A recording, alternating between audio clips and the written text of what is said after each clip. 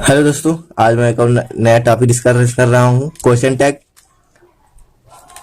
Question यदि affirmative होगा तो उसका टैग नेगेटिव बनता है।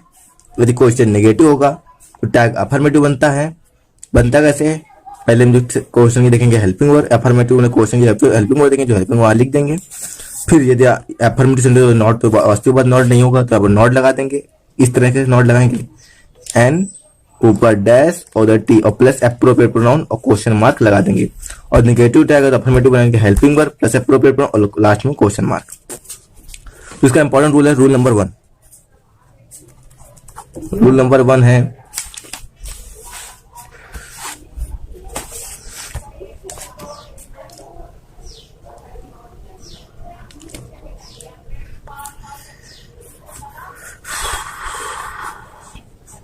इस सेंटेंस पर someone, no one, anyone, someone, no one, anyone, everyone, anybody, nobody, somebody,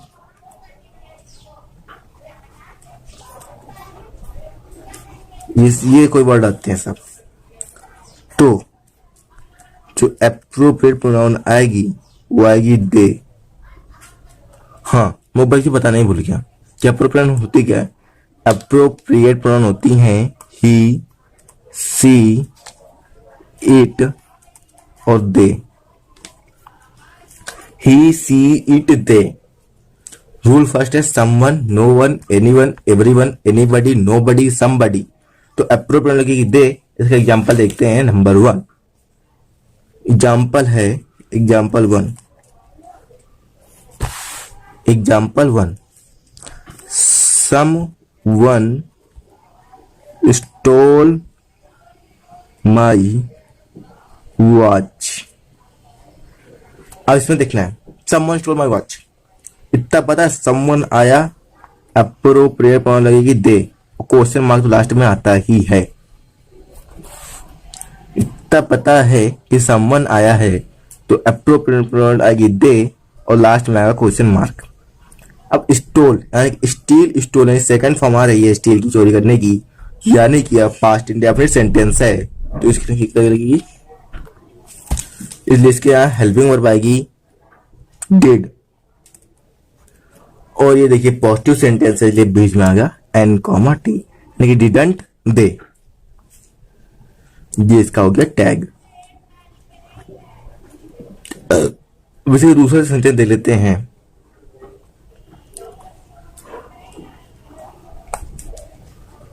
nobody, nobody can do this work. Nobody आया इसलिए हेल्पिंग अप्रोप्रिएट प्रोनाउन आएगी दे और लास्ट में आएगा क्वेश्चन मार्क। अब इसमें पता है कि nobody can do this work, यानी कि जो हेल्पिंग वर्ब आ रही है वो कैन आ रही है और डू तो यहाँ पर मेन वर्ब है, तो यहाँ आ जाएगा कैन। क्योंकि नोबडी है ये कि निगेटिव है तो यहाँ पर नॉट का प्रयोग नहीं करेंगे, यही हो जाएगा दैट, यानी कि नो वन, नोबडी। ये जो ऐसा वर्ड आएंगे इनमें हम इनके जो टैग बनेगा उसमें हम नॉट का प्रयोग नहीं करेंगे। अब आते हैं इसका rule number 2। Rule number 2 normally simple rule है जैसे समबडी नोबडी था तो इसे नो में थिंग लग जाएगा और सम में थिंग लग जाएगा। ऐसे इस तरह बहुत नथिंग, समथिंग, एवरीथिंग और anything. Anything, nothing, something, everything, anything. एक चीज समझ लीजिए, थिंग आ गई यानी कि निर्जीव वस्तु बात कर रहा। थिंग के लिए हम लोग अप्रोप्रिएट वर्ड यूज करेंगे इट। अप्रोप्रिएट प्रोनाउन क्या आएगा? इट। तो थिंग आ गई और थिंग के लिए इट यूज करते हैं। एग्जाम्पल नंबर 1, 2 एक साथ में लिख देता हूं। Nothing is yours. और सेकेंड एग्जाम्पल आएगा everything is mine. Everything is mine. इसका टैग बनाना है हमको। हमारी एक कॉलम दे रखा, इज हेल्पिंग वर्ब पहले आ गई, नथिंग देखा इसलिए इट आ गया यहाँ पर, क्वेश्चन मार्क लास्ट में आ जाएगा। और क्योंकि हमें पहले बताया जाएगा ये no thing, no word add हो गया आ रहा है, तो मतलब इसमें नॉट का प्रयोग नहीं करेंगे और ये हमारा टैग हो गया। अब दूसरा हमारा क्या, everything is mine. Everything is mine. अब इसको एवरीथिंग देखा इसलिए लास्ट में आया इट और आया क्वेश्चन मार्क। सबको पता है इज हेल्पिंग वर्ब है और ये पॉजिटिव सेंटेंस है, अफर्मेटिव सेंटेंस ले, यहाँ पर बीच में आ जाएगा नॉट। बस हो गया, इजंट इट हो गया, क्वेश्चन मार्क बन गया टैग। अब एक और जो अच्छा है, बहुत ही अच्छा इंपॉर्टेंट पॉइंट है, वो आता है tag on demonstrative words. Tag on demonstrative words, Hindi में बोलते हैं संकेत सूचक शब्द। Indicating word is called demonstrative words. Demonstrative words होते कौन कौन से हैं? This, that, these, there, those, one, ये हैं डेमोन्स्ट्रेटिव वर्ड्स। अब मैं 2 तीर बनाई है, यानी कि सेंटेंस में 2 तरह से वर्क करेंगे। एक तो सेंटेंस पर ये वर्ब की तरह वर्क करेंगे और दूसरा यह नाउन की तरह वर्क करेंगे। कैसे? जब इनके आफ्टर प्रोनाउन आएगा तो ये वर्ब की तरह वर्क यूज करेंगे। सॉरी, गलत बोल दिया। डेमोन्स्ट्रेटिव वर्ड्स होते हैं this, that, these, there, those, one. जब इनके आफ्टर आएगी वर्ब तो ये प्रोनाउन की तरह यूज होंगे, यानी कि एप्रोप्रिएट प्रोनाउन की तरह यूज होंगे। और जब इनके बाद आएगी नाउन तो ये एडजेक्टिव की तरह यूज होंगे। तो ये एडजेक्टिव की तरह यूज होंगे, यानी कि this, that, these, there, those, one के आफ्टर आई वर्ब तो ये एप्रोप्रिएट प्रोनाउन यानी कि सीधा सेंटेंस में यूज हो जाएगा। और यदि this, that, these, there, those, one के बाद नाउन आ गई तो इनमें एडजेक्टिव तो वर्क करेंगे, यानी कि टोटल सब्जेक्ट हो जाएगा, यानी कि इसका जो सब्जेक्ट जुड़ा होगा उसके हम लोग एप्रोप्रिएट वर्ब बनाएंगे। एग्जाम्पल देखते हैं 2 ठो बहुत ही अच्छे से इंपॉर्टेंट एग्जाम्पल। सिंपल से एग्जाम्पल देखते हैं, number 1, number 2। This is my pen. This pen is mine. This is my pen, this pen is mine. Sentence में कोई ज्यादा डिफरेंस नहीं लग रहा होगा आपको। एक चीज मुझे पहले बताई, ये डेमोन्स्ट्रेटिव वर्ड है, इनके बाद आ गई वर्ब, यानी कि वर्ब प्रयोग किसमें वर्क करेगा? एप्रोप्रिएट प्रोनाउन की तरह। और इसी का हम लोग सीधा उपयोग कर लेंगे यहाँ पर और आ जाएगा क्वेश्चन मार्क। और हेल्पिंग वर्ब पता ही इस दे दिए कि इस लगा लेंगे और अफर्मेटिव सेंटेंस है इसलिए कॉमा एंड कॉमेटिव बन गया, हमारा टैग बन गया। अब अभी आता है this pen is mine. Helping verb तो दिख रही इज है, इज हेल्पिंग वर्ब आ गई।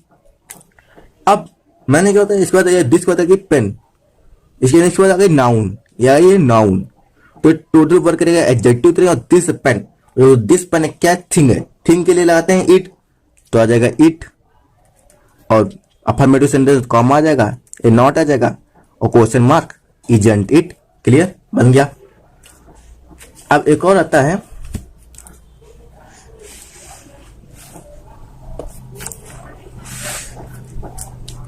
Tax on marginal verb, tax on marginal verbs. Marginal verb क्या होती हैं?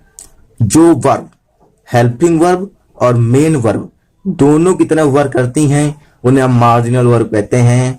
हम कोई दो वर्ब ले लेते हैं जैसे कि नीड और डेयर, ये दो वर्ब है हमारी मार्जिनल वर्ब, क्योंकि एज ए हेल्पिंग वर्ब और मेन वर्ब वर्क करती हैं। Helping verb, main verb.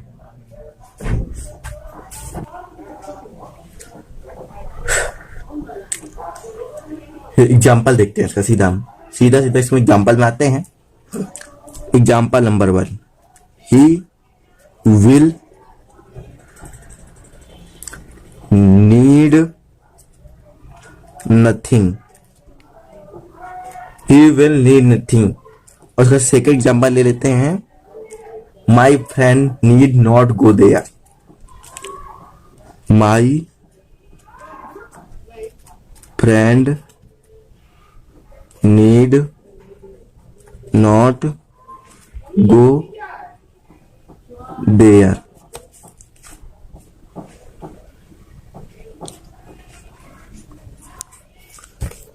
तो इसका सल्यूशन है he will need nothing. Will need, अब यहां पर जो नीड है वो वर्क कर रहा है एज अ मेन वर्ब, क्योंकि इससे बोला है कि हेल्पिंग वर्ब आ गई है। हमें पता है विल हेल्पिंग वर्ब होती है, तो नॉर्मली इसका जो टैग हो जाएगा विल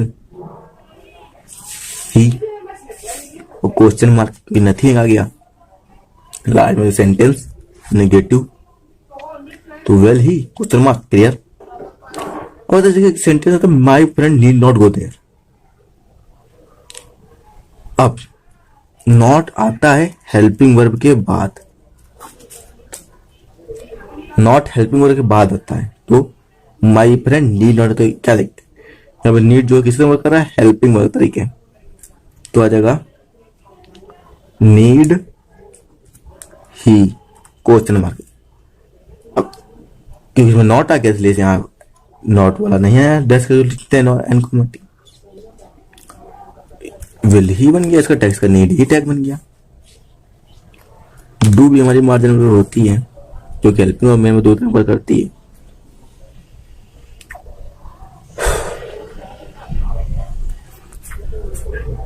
अब आता है question tag on imperative sentence.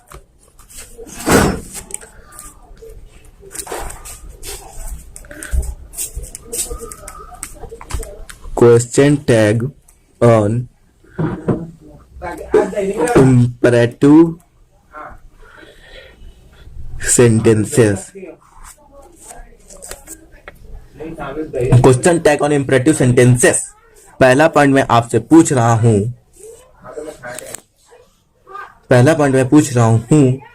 कि इंपरेटिव सेंटेंस पहचानेंगे कैसे आप, बताइए। चलिए मैं ही बता देता हूं।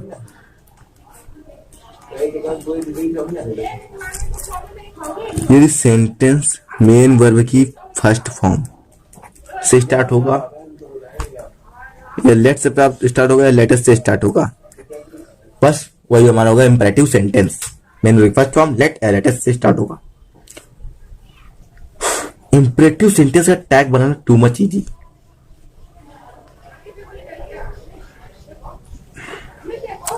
जैसे कि चलिए मैं दो एग्जांपल ले लेता हूं और आपको दिखाता हूं, मैं थोड़ा लिख देता हूं पहले। तो यदि इंपरेटिव सेंटेंस अफर्मेटिव है तो इसे दो तरीके से टैग बन सकता है। इसका नेगेटिव टैग भी बना सकते हैं और अफर्मेटिव टैग भी बनेगा, लेकिन यदि नेगेटिव सेंटेंस है तो टैग सिर्फ अफर्मेटिव बनेगा, और इंपरेटिव सेंटेंस जो नेगेटिव टैग होता है, नेगेटिव टैग वो बनता है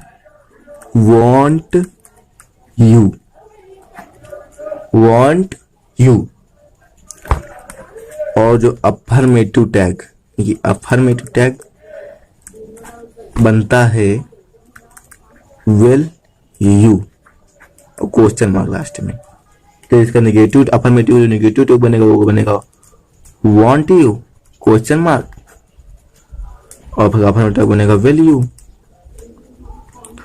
क्वेश्चन मार्क। इसका अफर्मेटिव टैग बनेगा विल यू क्वेश्चन मार्क। चलिए मैं इसको एक बार फिर बोल देता हूँ। Question tag on imperative sentence, imperative sentence होते हैं जो फर्स्ट फॉर्म से लेट और लेटर से प्रारंभ होते हैं। अफर्मेटिव टैग नेगेटिव अफर्मेटिव दोनों बन सकता है, वो ऑप्शन देख के पता करना पड़ेगा कि अफर्मेटिव टैग बनाया गया है कि नेगेटिव टैग बनाया गया है। क्वेश्चन में दोनों में से एक ही ऑप्शन होगा। नेगेटिव बनता है वांट यू, अफर्मेटिव बनता है विल यू। नेगेटिव सेंटेंस है तो टैग बनेगा अफर्मेटिव, बनेगा विल यू। ठीक है, अब इसका देखेंगे एग्जाम्पल। एग्जाम्पल छोटे छोटे देखते हैं। Example 1, example 2, turn off the fan. दूसरा एग्जाम्पल है don't make a noise. Turn off the fan, don't make a noise. Turn off the fan main word की फर्स्ट फॉर्म प्रारंभ है, मेन वर्ड की फर्स्ट फॉर्म प्रारंभ है। ये negative sentence, ये अफर्मेटिव सेंटेंस। अब इसका solution, turn off the fan simple पता है अफर्मेटिव सेंटेंस, आने से दो टैग बनेंगे विल यू क्वेश्चन मार्क, दूसरा बनेगा इसका वांट यू और क्वेश्चन मार्क। ये दोनों इसी के हैं। इसका जो बनेगा वो बनेगा will you question mark. Clear?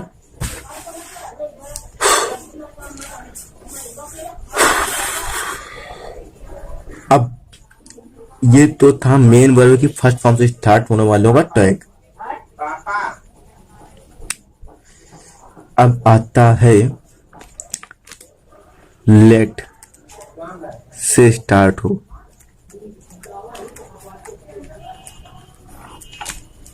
Late से स्टार्ट हो, जैसा कि फर्स्ट पॉइंट है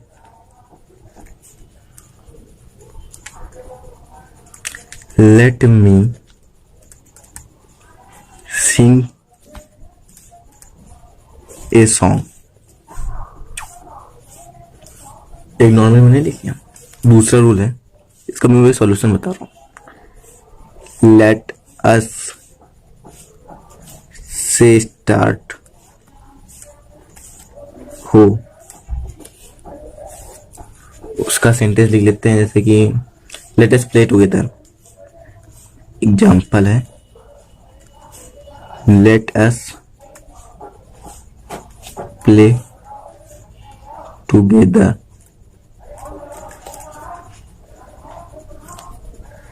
let me sing a song, इसका जो टैग बनेगा हमेशा will you question mark.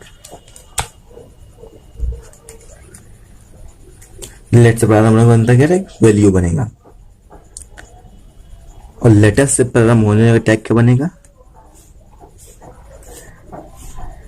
Shall we. Shall we. आपके जो भी डाउट्स हो आप कमेंट बॉक्स में पूछ सकते हैं।